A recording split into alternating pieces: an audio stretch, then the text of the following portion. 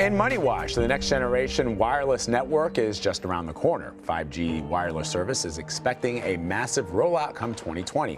With an average of 11 connected devices per U.S. household, consumers are more eager now than ever for faster and more reliable network.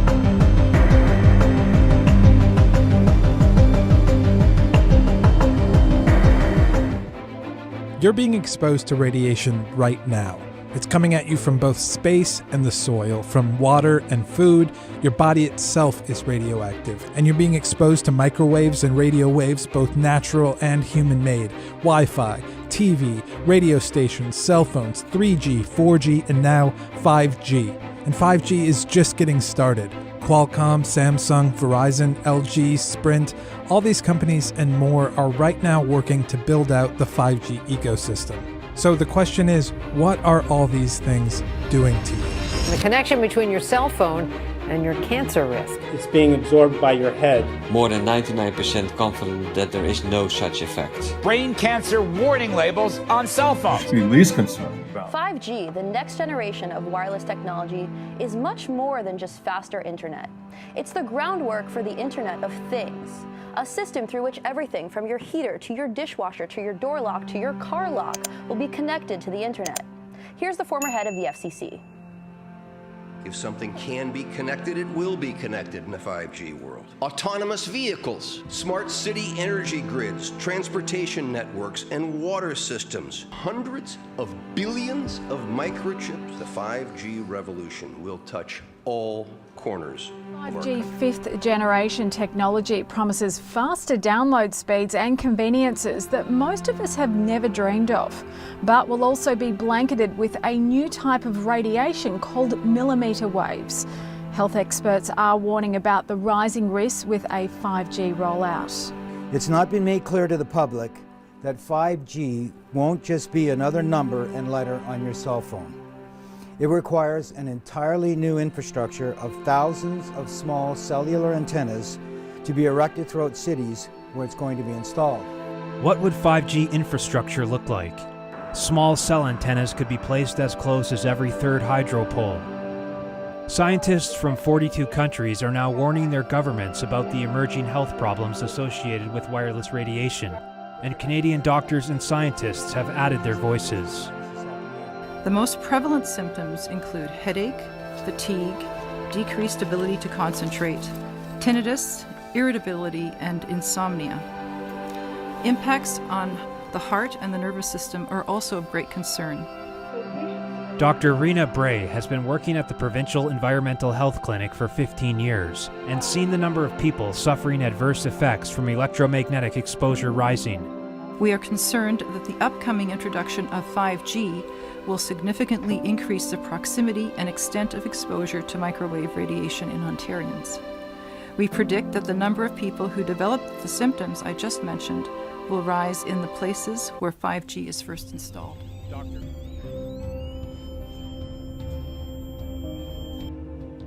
I'm going to show you why.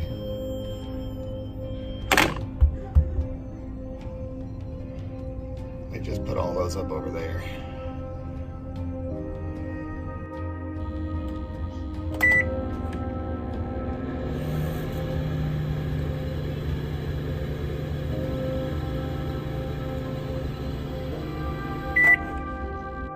Breaking news, these new 5G Death Tower networks are going to be worse than living in a microwave oven. You saw some 15 milliwatts per meter squared on this tri-field meter.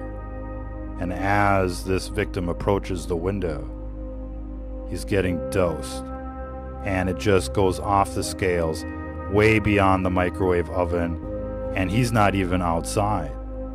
Imagine these poor sheeple walking on the street, oblivious, on their phones, no less. 1 in 3 men out there will die of cancer thanks to these 5G death towers. Those numbers are going to double, ladies and gentlemen, and it's only going to get worse. You can't imagine the genocide that's coming thanks to this death tower network. Look at this power supply, look at these amplifiers, basically connected to this giant cantina.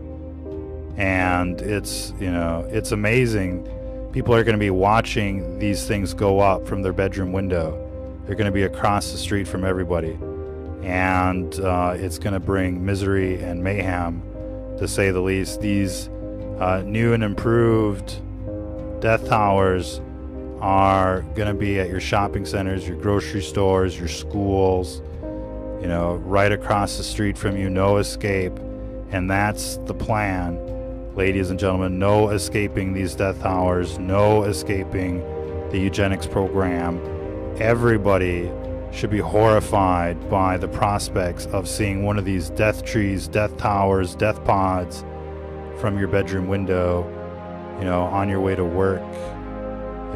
It's just not necessary. These things have a range of up to 250 miles in some cases, 5 miles for these little death pods that they're putting up everywhere. And of course, you know, since they can only put one carrier on a death pod, they're going to be, you know, putting 2 or 3, you know, of these poles clustered together. And I mean, it's just going to be a nightmare. For being here to discuss a critical issue for our country's future, winning the race to be the world's leading provider of 5G cellular communications networks. It's all about 5G now. We were 4G and everybody was saying we have to get 4G. And then they said, before that, we have to get 3G. And now we have to get 5G, and 5G is a big deal, and that's going to be there for a while. And I guess at some point we'll be talking to you about number 6. What do you think? There's one story in particular that made the list of all the stories ignored by the media that we want to tell you about. This is a story that we not only covered, I mean, we actually got into a public feud with the New York Times over our coverage of this story. So what's the story? It's a question of 5G and whether 5G may actually pose a health risk. Today we're learning, as of just yesterday, a broad coalition of scientists, doctors, and otherwise advocates of a national 5G revolution sent a letter to President Donald Trump demanding a moratorium on 5G wireless infrastructure until the potential hazards for both human health and the environment have been fully investigated by actual scientists. Now, according to this 5G resolution, the FCC says over 800,000 antenna sites will be needed to fully deploy 5G to the U.S. And in terms of global deployments, they're expected to reach almost 5 million just by next year.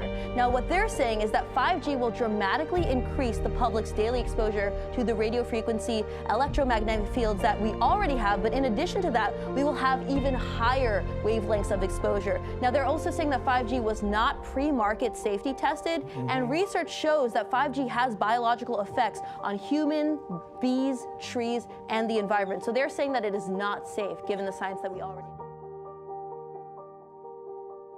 In our opinion, I think we're only halfway there through what I believe is a super cycle. I mean, our checks in terms of Asia continue to show not just iPhone 11, but China overall ahead of expectations. And I think it's a drum roll into 5G and a re-rating of the stock. So many will say, okay, the stock's up 75% year to date. I think only halfway through. That's why I think 350 is the next stop. So 5G is the next thing that everyone's waiting on. The question is, do you believe there will be a 5G phone come fall of 2020? Yeah, I mean, we just came back on our China trip, and we believe you'll have 4 phones that will at least be 5G enabled. And the key question right now is, of the install base, you have 350 million. That's in the window of an upgrade opportunity. I view 5G as opening up the floodgates for the next, what I view as a super cycle. What the next decade will bring for everything from climate change to health. And we are kicking it off with a look at the 2020s in tech. The last 10 years have changed the way we get music, movies, and news. The decade saw the arrival of the Amazon Echo and the rise of Spotify and Netflix. Meanwhile, Uber, Lyft, and Airbnb transformed how we travel. So what could be next in this next decade? CBS News. Super fast internet, right? So we connect right now with 4G. Your phone or your device connects to a big tower on top of the hill. It sends a signal down. Relatively slow. 5G, smaller base stations, different technology. But the key point, these things will go about 50, 100 times faster once it's fully implemented. And we have no idea what we'll be able to create when we can send information 50 to 100 times faster. The last time with 4G, that's why we got Uber. That's why we got all the things the last decade. You don't think about that. Uber wouldn't have worked. Maybe Instagram wouldn't have even worked with 3G. Once we got to 4G, all that stuff was possible. With 5G, it won't just be you'll get your email faster, because that doesn't matter. It'll be something we haven't imagined. Telstra's got 5G, yes. But what exactly is it? And if it's so good, how good? So I'm going to travel to 3 capital cities to test it out and see whether it's worth looking at now or holding out for. Right now, there are just 3 5G-enabled mobile phones on the market. The LG V50, the Samsung Galaxy S10 5G, and the Oppo Reno 5G. Oppo is so confident theirs is the best, they're flying us around the country to test it out. Right now, 5G is only available in most capital cities, plus Toowoomba, the Gold Coast and Launceston, and even then, only in small areas. Here in Brisbane, I've found a 5G tower so we can put it to the test and see what to expect from 5G, and I'm hoping it's going to be fast. Already, comparing the 3 phones, the Oppo and LG are clocking similar high speeds, with Samsung lagging behind.